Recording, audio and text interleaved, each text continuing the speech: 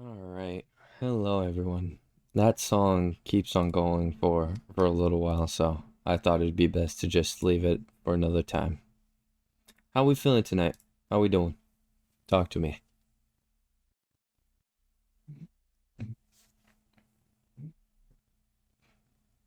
I am doing awesome.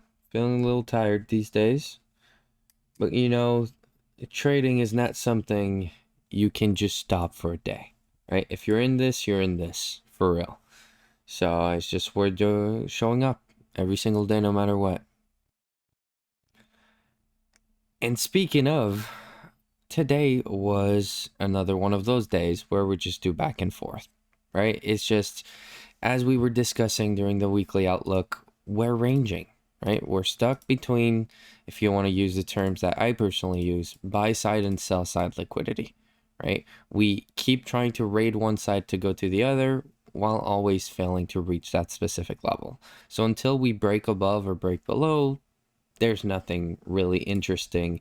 At least for myself personally, that's how I engage with the markets. I need some sort of additional confluence from my charts telling me where this is heading to. We'll still look at it because on those days where higher time frame direction is less clear, right? And with a gap this big, it's going to be higher, right? We have to close above, we have to go target this liquidity. But on days like this, you don't like moving up and down. Wow. I like that's the fact that you focus on that part. Crucial. That is wow. Um, but yes, as I was saying, on days like these, we focus on intraday frameworks, right? So shorter term, more specific frameworks.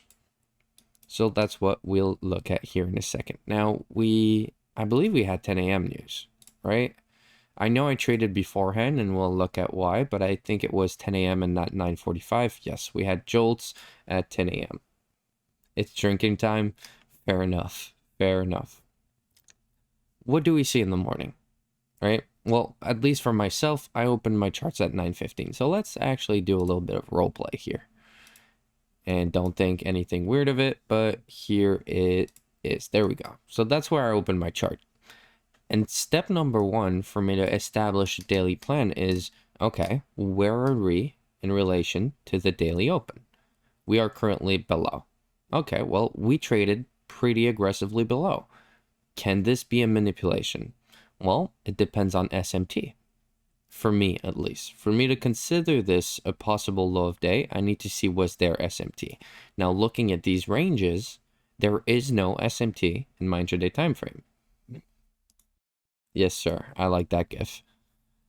Right there, as I said, no SMT for me to consider that this low is a high probability of being low of day.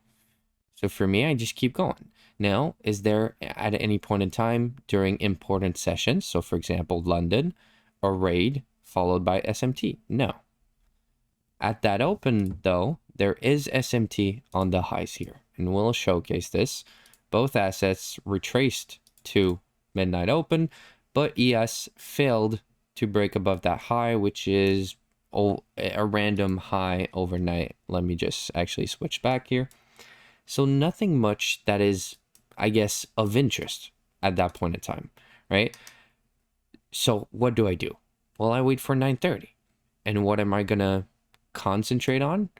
Intraday liquidity objectives. So for example, we have London low right here, which is going to be a big objective if we have taken out the high during the overnight session. But then we have to remember power of three. So at this point in time, I'm like, okay, well, we have SMT on some highs. We have a London framework, right, where we have taken out the highs of London during the overnight. So why wouldn't this go lower or below the open? How many days have you seen that have, well, let's look at it from a daily standpoint, a 7-handle top wick? None, at least for myself, right? Well, actually, there are some. So I don't want to say none for the people who are actually going to go check and be like, oh, look, there was those days. There are some. But statistically speaking, in terms of power of three, this is an open, low, and then we have to distribute, we have to expand towards a high. So my main objective was daily open. Now, if one of my students was to come to me and tell me, well, look, I wanted to trade the London framework, well, I'd say that initially it was a great idea until the open. When I'm unsure of price, how am I gonna basically decide or choose which is best? Well, I'm gonna wait for the 9:30 open, and I'm gonna wait for it to give me a Judas swing in a certain direction. Now, I know I can short to London lows, and I know I can long to the daily open. So if at 9:30 we go lower with SMT. Now, this one I remember was a little further to the left, so let's actually look at it. It was right here, I believe I was looking at. So just 730-ish lows.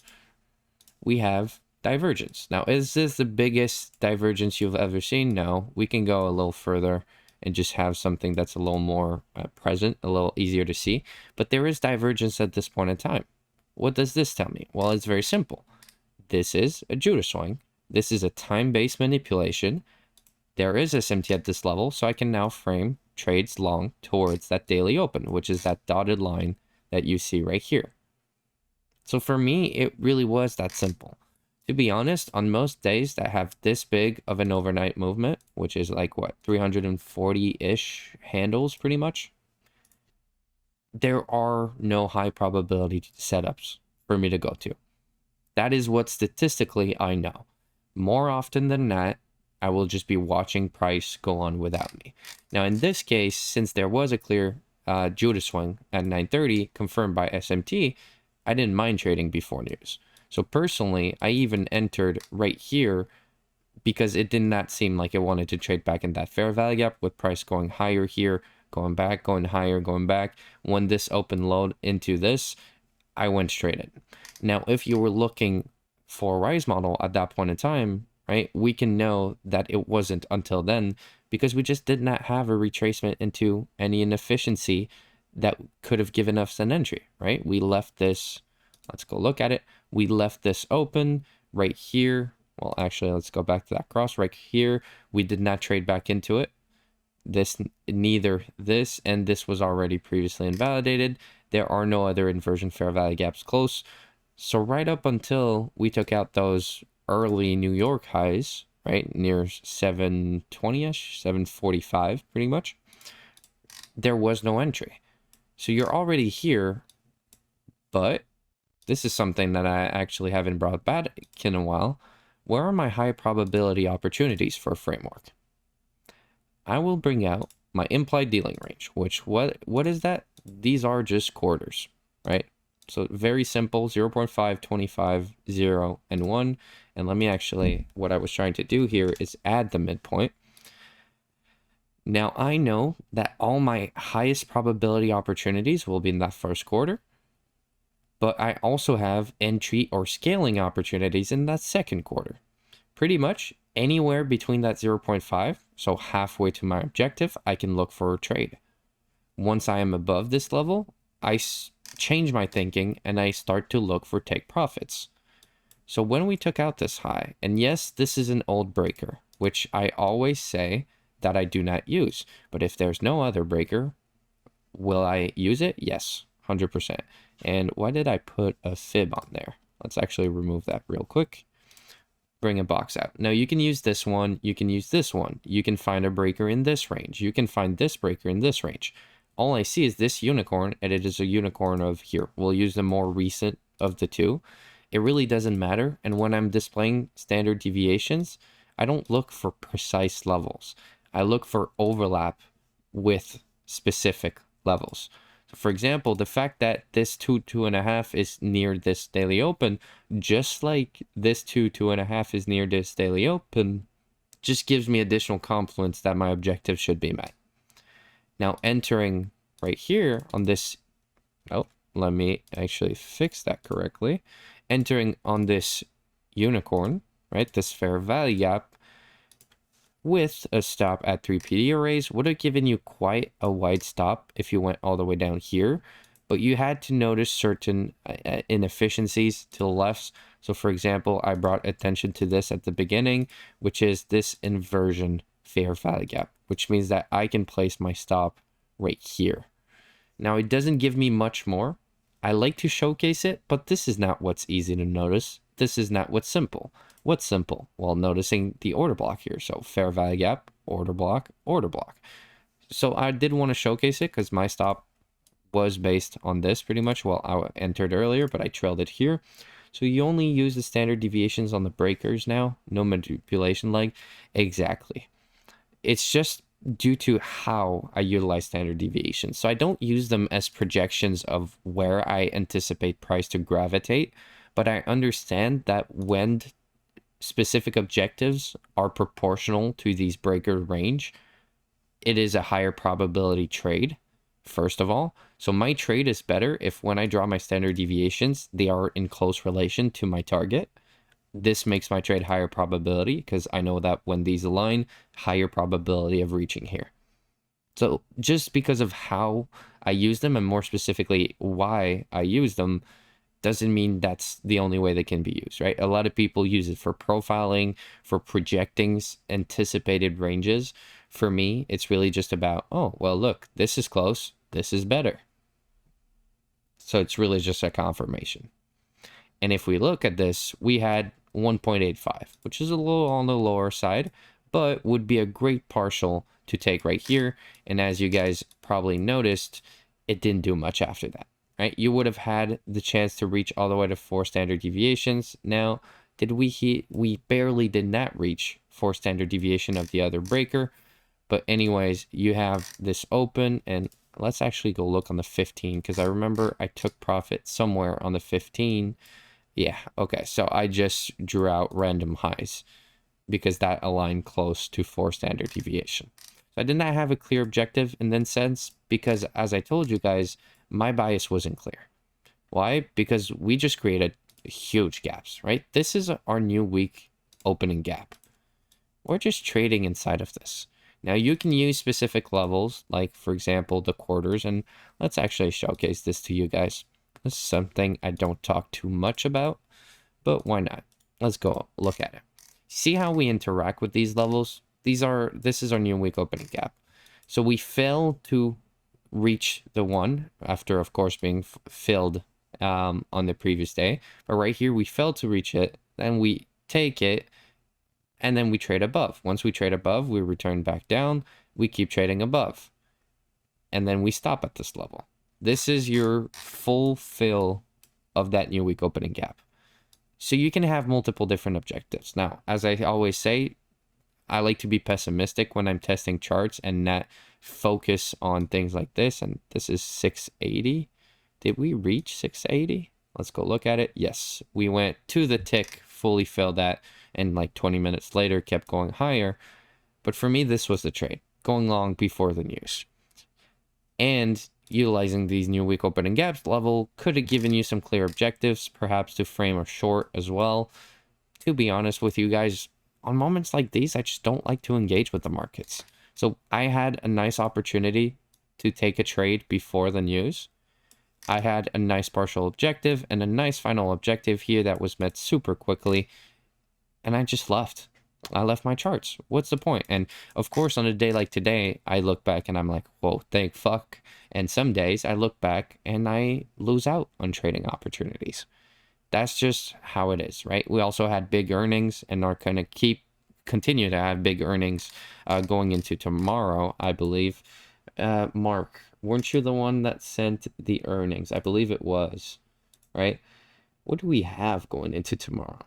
Uber, who cares? So nothing much for tomorrow. And then we have Thursday, of course, we have Amazon, which is going to be a big one. Sorry, guys, I'm looking at, let me actually bring this. Mark sent this in the futures chat right here. Let me show you. Yeah, tomorrow is probably a Dow Jones play if you are into that. Honestly, I don't trade the YM. A lot of people talk good about it. Cold Brew is a big one of them. So definitely might have a look at it. I don't recognize most of these, right? Of course, Walt Disney, Ford, Uber, whatever, but I don't recognize any of these big names outside of it. Of course, I see the big ones, right? I know what Toyota is. Uber, Disney, and the Dow. All right. But still, right, what I'm going to be focusing on is that Thursday Amazon. And anyways, I'm not going to be focused on trading this. I'm going to be focused on trading it the next day once it had time to die down a little bit. Cold brew is an acquired taste. I love that guy. I can't say anything bad about him. I love him. I love what he's doing. Respect everything he does. The coffee or the trader? I'm talking about the trader. I don't know if you guys are talking about the coffee here, but I'm talking about cold brew. I don't even know. I think his Twitter is just cold brew. If you want to have a look, he's a great trader, great guy, super wholesome. 3-hour video? Yeah, that's just hard for anyone. He does. Just to keep going, I also saw today someone frame a short right here, 1050 to 1110. And there was one key variable missing. And you want to know what that is? SMT. So for me, well, actually, you know what? Never mind. I say this, and I have the most obvious SMT in the world right here. So I'm at SMT at a higher time frame level so that I can frame retracements. And you have the biggest SMT ever with just current high of day. So, I mean, I'm going to take away what I saw. I just opened my charts when I saw that the person took a short here, and I did not notice it. Don't talk about Ollie like that. All traders are weird. We are. You have to be special to be in this space. That's the truth. Just to get back on track, right, before I completely lose focus, because I've had a big day, guys, I'm sorry, but we're going to speed through this a little bit more than usual. But you could have framed shorts here, right? Definitely, you had a very nice breaker block here. Beautiful entry to go short.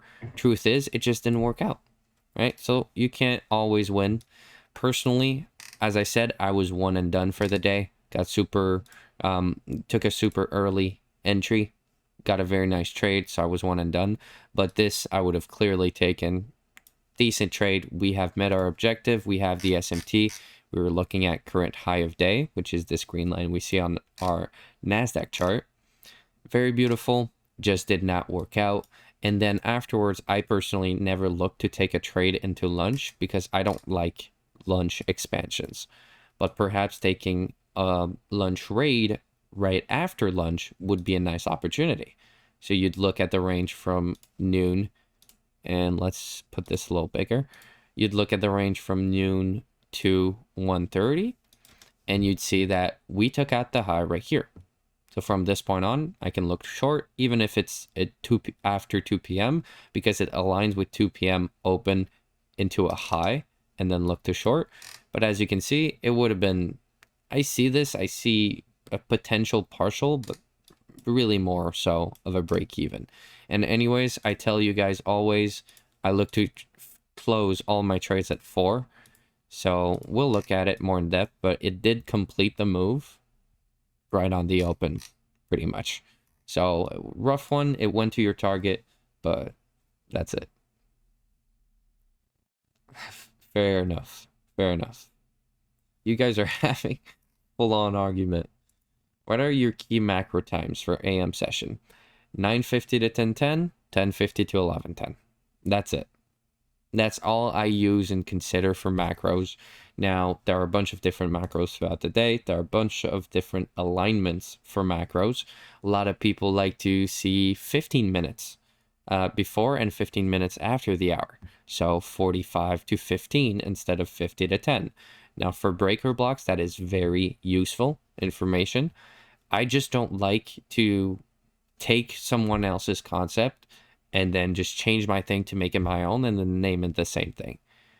So I prefer to tell you guys that macros are higher, well, breaker blocks are higher probability if you look at every hour from 45 to 15, rather than telling you, oh, macros should be 45 to 15.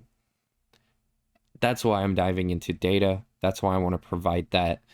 And I am on some pivotal paths here. But one thing's for sure is I want to provide a shit ton of valuable data that can at least provide support for the education out there, right? What's the need for a trader to learn some dumb strategy if everyone knows that it doesn't work, right? Because we have the data behind it, or not that it doesn't work, but that it preferably works only during that time, or it works better on these instruments. That's my goal with this. So hopefully we can get there. Just to get back on this short, right? Just looking at this, you have a nice breaker block that formed right here.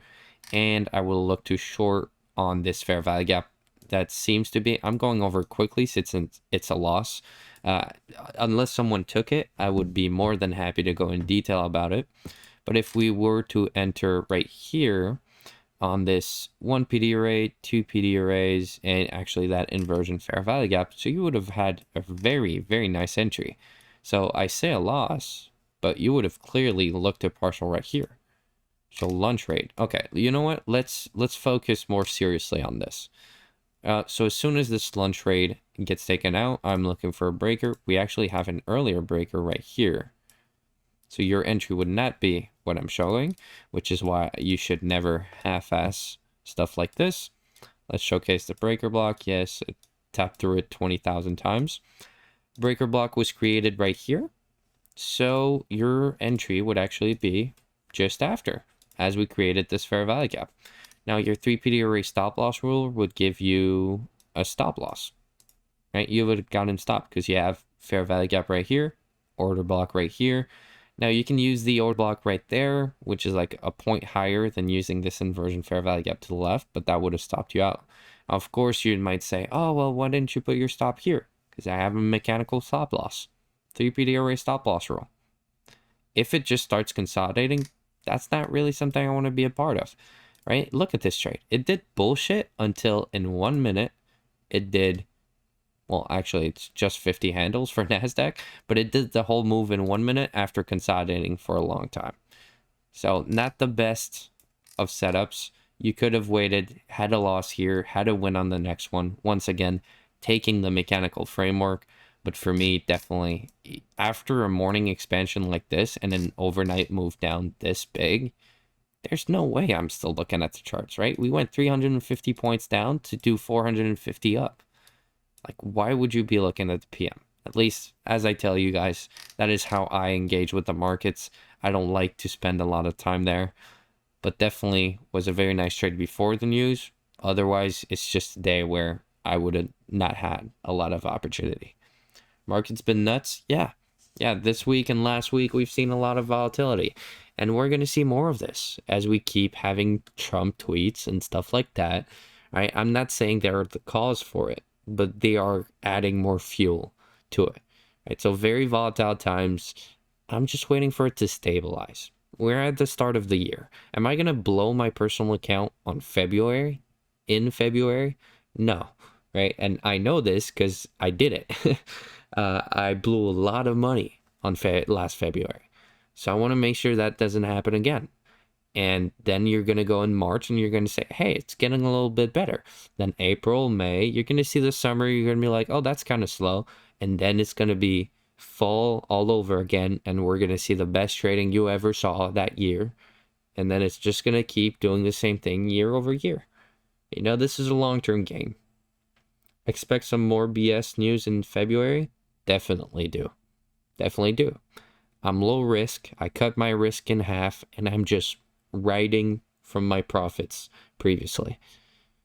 I'm going easy. You don't need to make a lot of money from trading. All you need is consistency. Once you have that consistency, then everything just compounds. So even making $100 a day adds up very quickly, and then all of a sudden you're making $125 a day. Or maybe you just stick to $100 a day because you don't need more. Just giving you guys some things to think about as we're going to dive into these very volatile weeks, very unclear weeks, at least I know they will be for myself. That's why I want to start focusing more on what the data tells me, right? For specifically objectives on news filtering is what I like the most. Like today, I was looking at news filtering based on specific news events and looking at retracements to opening prices, right? Because that's what I framed today. And here, let me go back in replay mode to show you guys. But my whole trade for me today was the framework from returning to the daily open. So much less stress, totally agree. Yes, keeping it simple. Before we leave each other tonight, do you guys have any questions? I'd be glad to answer it. answer them, I guess, if there are any. You know, it's going to be a little more boring, these PA reviews, because when we have days like these, there isn't much to say. Because my edge is not in this, whatever this is. So I just train my system. I know that it will make me survive these moments, perhaps even profit on these moments. But this is not where my high probability edge is. In this daily chart, I don't see opportunity. I see wait for the bullshit. When ES sets the SMT high, you use it as a breaker on NQ, right? Yes. Yes. So what you mean is, let me just try and find an example of this. So is there any SMT here? Because I want to showcase it as I'm explaining it, but I don't see it. So pretty much what we're saying is, let's say that ES took this out, but NASDAQ did not. Well, here, let me be a little more precise. Then this is a breaker block on ES, right? But what if NASDAQ, did not take this out? I would still treat that same candle as the breaker block. Well, in this case, actually, I would use this range. Let me mark it out. It would be this range, which would mean that there are no bearish candles. So I just use the full range. But yes, even when it's ES that goes higher or lower, or there's SMT between both, I do regard it as, well, if ES takes out this level, I am treating NASDAQ as if it did take out that level. At 11:30 a.m., there is SMT. You know what? If we have a better example, it could be worth it. Yes, so right here. But see, in this case, just to go back over the fact is, see from this SMT, ES did not take out this high. So what does this mean? Well, I treat ES as if this is a breaker block. Because NASDAQ took it out, so now I can treat ES as if it did take out for this specific purpose. It is rusty because the correlation between those two assets is less. Well, they are just less correlated. Although on certain days, you'll see NASDAQ and ES just being completely out of sync, right? And then you'll see YM and NASDAQ doing the exact same thing. Well, on those specific moments, it would actually be better to look at SMT between those assets. I just personally think, well, I don't want to. I want to keep my things simple. I am looking at two charts, and I can make any amount of money I want, right, on those two charts. So I don't want to add any additional variables. Once I start trading and I'm like, well, shit, my model doesn't work anymore, I'm not making money, I'll change things. And if that day never comes, then I will never need to. Took a break from it. Well, I hope you get back to it, Mark, because Cold Brew has definitely been laying in on me. And he really does enjoy that YM and has a lot of good things. So I'm going to be diving into the data specifically to see what kind of frameworks I'm looking at, what kind of probability. All right, guys. I'm sorry. As I said, I'm especially tired. So we're going to call it a night. We've been here for 28 minutes, actually, which is not too bad. And we're going to be here tomorrow and Friday. So no worries about that. We'll have plenty of opportunities to review some more. I wish you guys the best of night, and we'll see each other tomorrow. Good luck in your trading, guys. Bye.